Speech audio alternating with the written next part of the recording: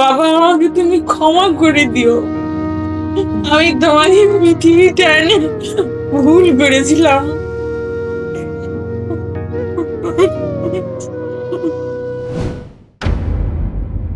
যখন হলো আমার 12 বছর, তখন আমার জীবনে একটা ভুল আমি করেছি। সেই ভুলের খেসারতটা মানে আজ 32 বছর চলতেছে। সেটা এসে আমি যে ভুল করেছিলাম সেটার খেসারত আমার বৌমা আর আমার নাতনি দিতেছে। আমি মা হয়েছিলাম 13 বছর বয়সে, কিন্তু 14 বছর বয়সে আমরা মা আর ছেলে আলাদা হয়ে গেছিলাম। আলাদা হলেন কিভাবে? ওর বাবার সাথে আমার সম্পর্কটা সেপারেশন হয়ে গেছে। ওরা বাচ্চা নিয়ে নিল আমার কাছ থেকে। এর মধ্যে আমার অন্য জায়গায়ও ঘর হয়েছিল, সংসার আমিও করছিলাম। সেখানেও আমার হলো একটা সন্তান হয়, ছেলে। ওই ছেলে হওয়ার পরে 4 মাস পর ওখানেও ওর বাবা মারা যায়। এই ছোট সন্তান নিয়ে আমি জীবন কাটাচ্ছিলাম, কিন্তু হঠাৎ করে আমার বড় ছেলের কথা মনে পড়ে গেল। ওর যখন 16 বছর বয়স, আমি নিয়ে আসি, তখন আবার আমরা একত্রে হই। তারপরে সন্তান যখন নিয়ে আসলাম, সন্তান লেখাপড়াও জানতো না, শুধু নামটা সই করতে পারতো নাজিম। ওর বাবা ওকে মানুষও করেনি। কিন্তু আমি নিয়ে আসার পরে আমরা মধ্যবিত্ত, কিন্তু এর মধ্যে ভালোই চলতেছিল। ছেলে আনার পরে আমি পড়াশোনা শিখালাম, ছেলেকে কর্মঠ করে তুললাম। তারপরে একটা বিয়ে দিলাম, তখন বউ নিয়ে আসছি। আনার পরে বৌমা রাজশাহীতে আমার সাথেই থাকতো। মোটামুটি ওদের ভালো সংসার চলতেছিল। চলতে চলতে 24 সালে আমার ছেলে বাইরে যাওয়ার পরিকল্পনা করতেছিল, দেশের বাইরে যাইতো। আমার উপরে আমার ছেলের অভিমান ছিল, আমি থুয়ে আসছি। আমি 16 বছর পর্যন্ত কোনোদিন খোঁজ খবরও নেইনি। এটা আমার কাছে বড় একটা অপরাধী মনে হয়। আমার আমার মনে হয় যে আমি অপরাধ করেছি। না, আমার ভুলটার খেসারত এই পর্যন্ত এখন এসে দাঁড়াইছে আমার বউ, আমার নাতনির উপরে। তো হঠাৎ 5 দিনের জ্বরে আমার সন্তান দুনিয়া ত্যাগ করে। হয়তো আমি কখনো ওকে বলতে পারিনি বা বুঝাতেও পারিনি যে 16টা বছর আমি তোমার জন্য কান্না করছি, আমি তোমার জন্য কষ্টগুলো বুকের মধ্যে চাপায় নিয়ে রাখছি। কিন্তু এমন একটা লোককে আমি বিয়ে করছিলাম যে সে মানুষ বলাটা অপরাধ হবে, ঠিক আছে?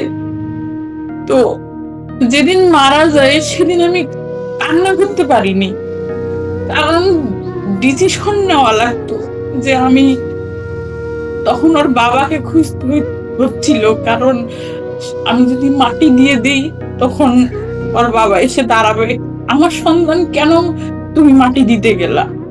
তখন ওই দিন ডিসিশন নিতে নিতে আমি কান্না করতে পারিনি। আমার যে কষ্ট হচ্ছিল সেটাও আমি কাউকে বুঝাইতে পারতেছিলাম না। আজকে 24 সালের মে মাসের 3 তারিখে মারা গেছে, রাত 9:30।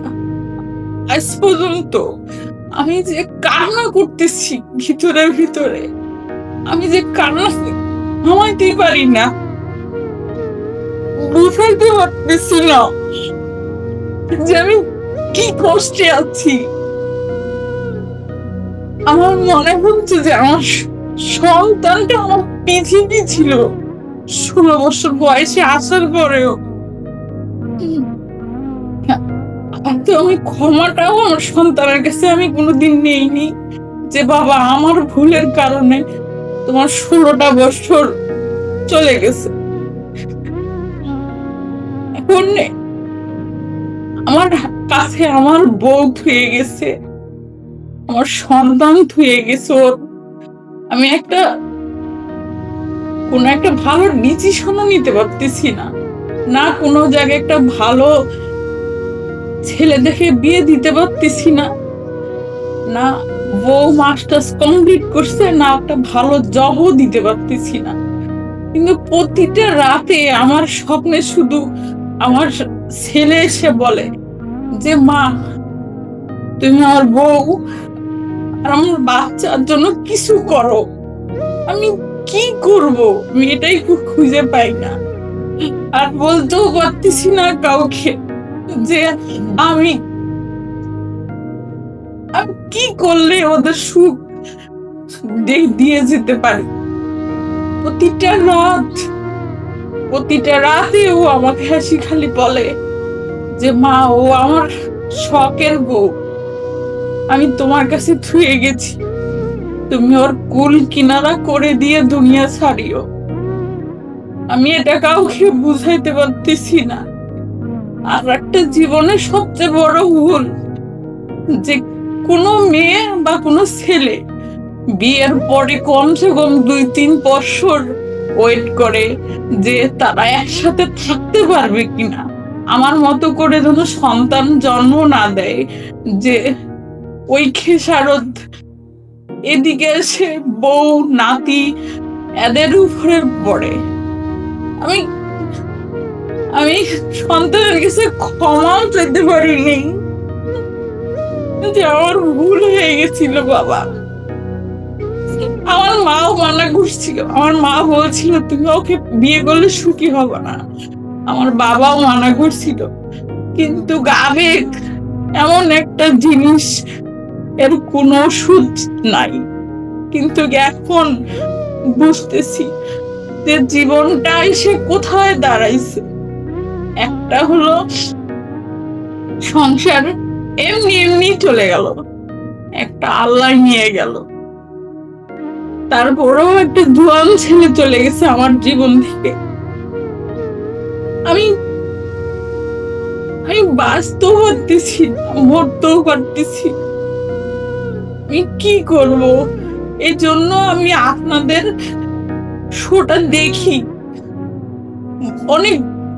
অনেকগুলো কান্না যখন করে, স্বামী স্ত্রী আলাদা হয়, চলে যায়, তাদের উদ্দেশ্যে খালি একটা কথা, যে আপনারা যখন আলাদা হন, যে বাচ্চাগুলো রেখে যান, এই বাচ্চাগুলো যত দিন বেঁচে থাকবে, এদের যে কি খেসারত সেটা শুধু আমি সামনে থেকে বুঝতে পারতেছি।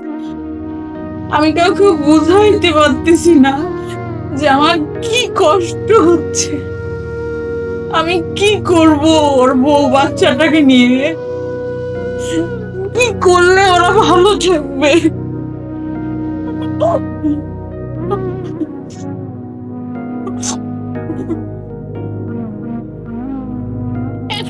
এতদূর লেখাপড়া শিখেছি, একটা ভালো জবও আমি দিতে পারতেছি না। অনেক সুন্দর বউ আমার, কিন্তু আমার নাতনিটাকে কেউ মানিয়ে নিতে চাচ্ছে না। আমি কি করে ওদেরকে সুখী করব? কি করে বলবো যে আমি অপারগ হয়ে গেছি, আমি তোমাদের জন্য কিছু করতে পারতেছি না মা। আমি সাথে রেখেছি, কিন্তু জীবনটা দোটানার মধ্যে পড়ে গেছে। জীবনটা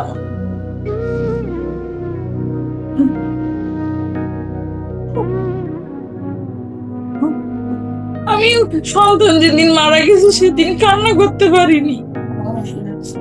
ওর বাবা আসে নেই দেখতে মরা ছেলের মুখটা। এমনই বাবা, একটা নাতনি রেখেছি, আজকে সেটারও খোঁজ নেয় না। আমি কাপনের টাকা দিব না, কবর ঘোরার জায়গা করব না, কান্না করব। আমি সেদিন কাঁদতে পারিনি। আজকে সবার সামনে আমি কান্না করে হয়তো বা হালকা হতে পারবো যে আমার ভুল। আজকে আমার নাতনি আর আমার বেটার বউ ভোগ করতেছে।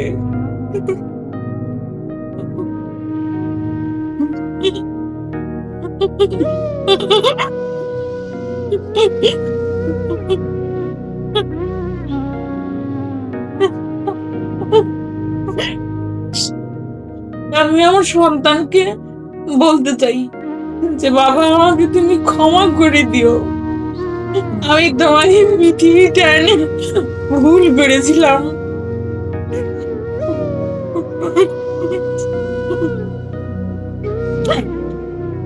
আর কিছু বলতে চাই না। তাই আপনাদের স্টুডিওতে যারা আসে তাদেরকে বলবেন যে আপনারা বিয়ে করার পরে কমসে কম ৩-৪ বছর ওয়েট করিয়ে যে আপনারা একসাথে থাকতে পারবেন কিনা। যদি থাকতে পারেন তাহলে সন্তান জন্ম দিয়েন, রাখি দিয়েন না। এটাই আমার শেষ কথা। আপনার এই মেসেজ, আপনার এই উপদেশ আমরা সবার কাছে পৌঁছে দেওয়ার চেষ্টা করব। আপনি আপনার নিজের জীবন দিয়ে যেটা উপলব্ধি করেছেন, আমরা চেষ্টা করব এটা সবার কান পর্যন্ত পৌঁছে দেওয়ার, সবার বিবেককে যেন নাড়া দেয় এবং শেষ পর্যন্ত প্রতিটা পরিবার যেন একসাথে থাকার চেষ্টা করে, প্রতিটা মানুষ তার জীবন সঙ্গিনীকে নিয়ে যেন ভালো থাকার চেষ্টা করে, সেই অনুরোধটা আপনার পক্ষ থেকে আমরা করব। আল্লাহ আপনাকে শান্তি দিক, আপনার কলিজা ঠান্ডা করুক, আপনার ভিতরে যে অপরাধবোধ কাজ করছে সেখান থেকে আল্লাহ মুক্তি দিক। আল্লাহ আপনার সন্তানকে বেহেশত নসিব করুক, সন্তানকে কবরের আযাব থেকে মুক্তি দিক এবং সর্বোপরি আপনার ছেলের বউ এবং নাতনি, তাদের জন্য আমাদের দোয়া থাকলো।